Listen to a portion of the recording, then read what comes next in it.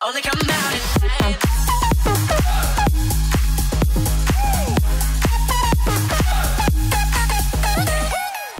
Hello everyone, and welcome to another Riven guide. Today we're going to be talking about the runes you should be taking with Riven for this upcoming season. Before starting with the actual video, I wanted to talk about three things. The first one is that I have looked at the feedback from the last tutorial, and I will try to make the videos much shorter and more information dense. Also, this time we are going to change the format a bit, so I'm going to link in the description down below this kind of cheat sheet.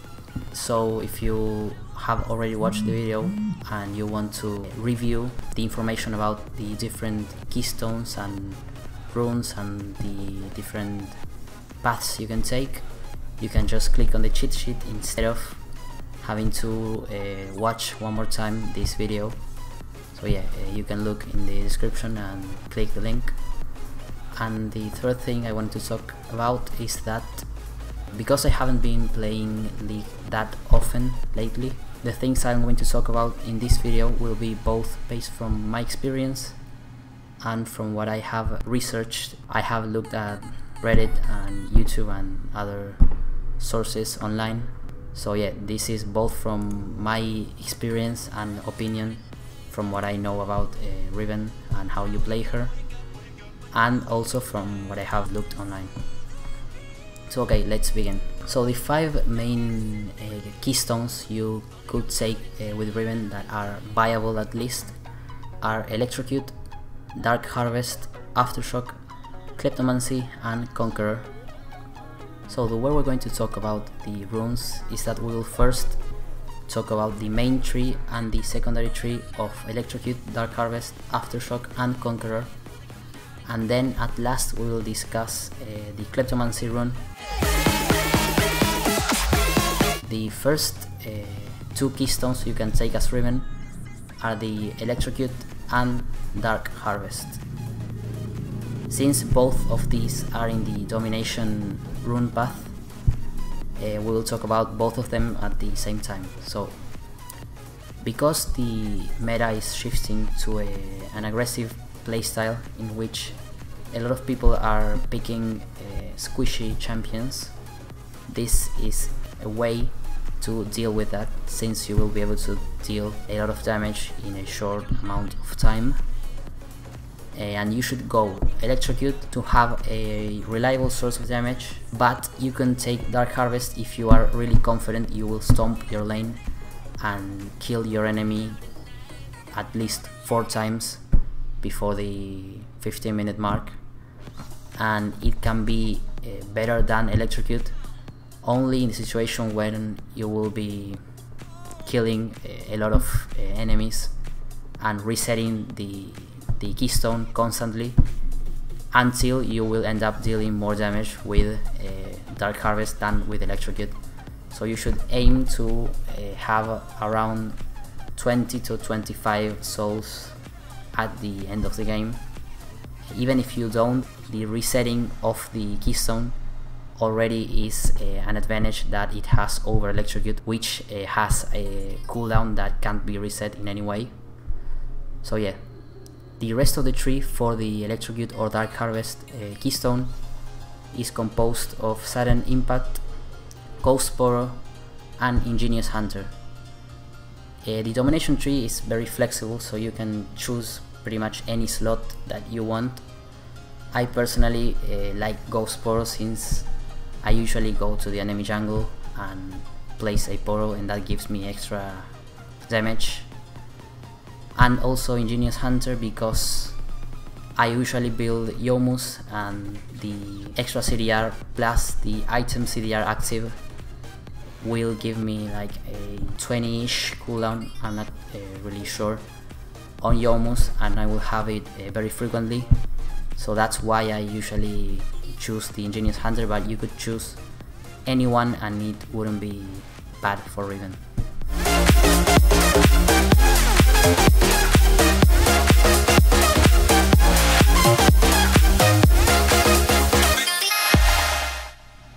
So the third keystone you can take as Riven is Aftershock. This keystone is especially useful when you want to deal damage without getting damage in return, and you should use it against both heavy tanks and also bruiser matchups where you aren't really confident that you will be able to beat your lane opponent. It is especially useful later on in the game when you will be, in team fights, and when you engage, it will allow you to be invincible for a while before the Aftershock keystone procs and explodes. So even though in lane the enemy can work around the keystone by waiting a little bit before actually engaging on you, it can be extremely useful in late game where you want to engage in the entire enemy team by doing something like ER flash, third Q and W with your ultimate or something like that. So yeah, that's where you should be taking Aftershock. The rest of the tree should have Shield Bash.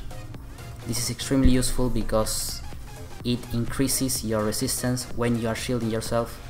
Then Bone Plating and Overgrowth. Bone Plating though, you can change it depending on the situation. So you can have a second wind, for example, if you're facing a Teemo or a Darius where you will be poisoned or he will be bleeding out constantly after trading with the enemy. So you can change it depending on the situation.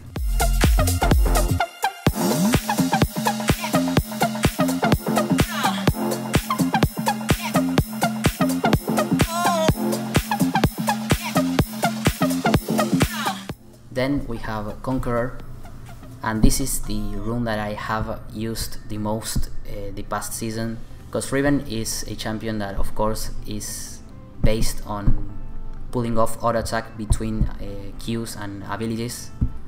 So Conqueror, having a procced Conqueror really increases your damage and allows you to shred tanks and also different types of bruisers.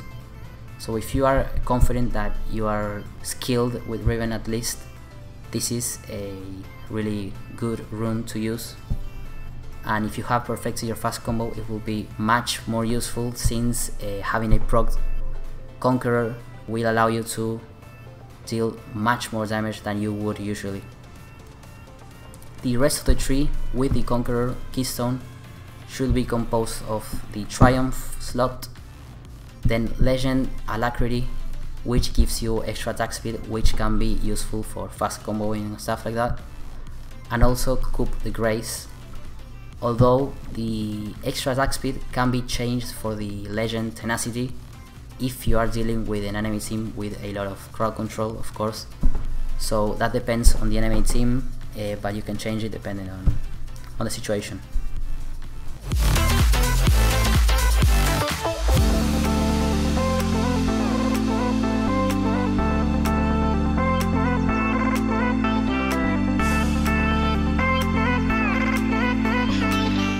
Then for the secondary tree, there are two rune paths you could take. One of them is the standard rune path that we used to take in the past season, but now because of the inclusion of shards, there is a new rune path that is also extremely viable this season, or this pre-season at least, and it is the Inspiration rune path, which you should take based on the things that it gives you, which are early cooldown reduction, 6% at level 1. Then it allows you to get up to 45% cooldown reduction at level 18, but it doesn't allow you to stack CTR, so if you have capped your cooldown reduction limit, which is 45%, you could buy extra cooldown reduction items, but you will be wasting money, or gold actually. And the slots you should take with this rune path is Magical Footwear and Cosmic Insight. This will allow you to have extra cooldown reduction at level 1, and also it will basically give you free 350 gold at the 10th minute mark or earlier, depending on if you have killed an enemy. So that is really useful to have an earlier power spike, since you will be spending the gold especially on the items that will give you really useful stats like Black Cleaver and Death Dance and stuff like that. The shards you should take with this rune path are: in the offense you want to take the cooldown reduction, since you won't have the Transcendence rune to be able to cover the cooldown reduction that you need with Riven. Then for flex and defense you can get either extra armor or magic resist. This depends on the enemy composition, obviously. If you have an enemy that is composed of mostly AD champions, then you should take the armor. Otherwise you can take the magic resist or mix one of each. But you should never take the health per level, since in Riven especially, who has shields that refresh every 3 seconds, having extra resistance is much more useful for her, since you will be shielding much damage every time you use your shield. So yeah, that's what you should really remember when you are building the shards in your rune page.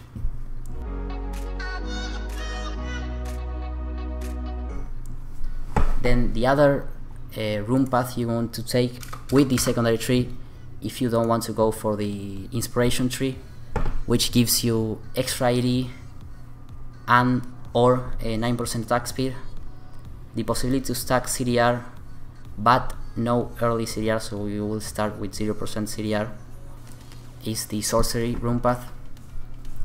And the slots you want to take with this rune path is Transcendence and Scorch. So this is the standard rune path Riven mains used to take in Season 8, since it was the only way you could have any type of cooldown reduction. But obviously with the new inclusion of shards you can take Inspiration Tree now. Even though you can take the Inspiration Tree, this is useful since it allows you to stack CDR. For the second slot I chose Scorch, since it gives me an edge in the early game, but you can change it for things like Gathering Storm to have greater impact late game, or for Nullifying Orb if you are facing an enemy that has a lot of magic damage with an ability, especially Garen, since his ultimate, deals a lot of damage, and that can save you from situations in which you would usually die. So you want to look at the situation and pick depending on the enemy team and really choose depending on every match. But I personally take Scorch whenever I can. Then for the shards you want to take the 9% attack speed. You can choose the extra AD, but it is much more useful for fast comboing and stuff like that. Then again, for flex and defense you can choose depending on the situation. Like I said before, if the enemy team is composed of mages, you want to go for magic resist, otherwise armor or one of each. And again, never take health per level, since it isn't really useful on Riven. Lastly, for the Kleptomancy keystone, I haven't tried out this keystone yet myself, but I know it is really useful when you are facing an enemy that you know you won't kill and the enemy won't kill you. So it will be a pretty boring lane where you'll be trading constantly but nothing important will happen. And the reason why you take this rune is because you will be basically earning free gold and items without doing much except attacking the enemy constantly. And yeah, so you take in the main tree Magical Footwear, Futures Market and Cosmic Insight, pretty similar to the secondary tree if you go for the Inspiration rune path. The difference is that you will be able to get Futures Market, which will furthermore allow you to get a power spike earlier, since you can buy stuff like Black Cleaver even though you don't have enough gold to do it, so that is extremely useful. And then for the secondary tree you want to go for Transcendence and Scorch. Again, as I said before, you can change Scorch depending on the situation. Then regarding the shards, since you will have both Inspiration and Sorcery, you won't have to take a cooldown reduction offense shard, so you can take the attack speed. or the AD, I prefer attack speed. Then again, flex and defense, you have armor or magic resist, which depends on the enemy team.